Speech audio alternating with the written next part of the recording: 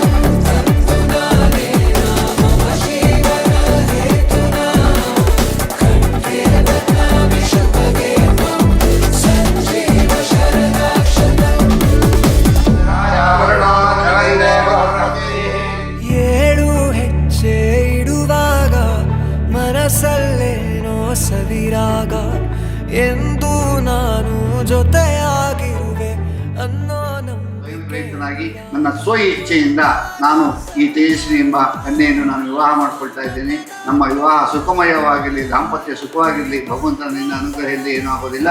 ಹಾಗೆ ಇವತ್ತಿನ ದಿವಸ ಈ ಒಂದು ಉಮಾಮಹೇಶ್ವರ ಸ್ವಾಮಿ ದೇವಸ್ಥಾನದಲ್ಲಿ ನಾನು ಹಸಿರು ಚಪ್ಪರ ಅಂಗಳಕ್ಕೆ ಹೊಸ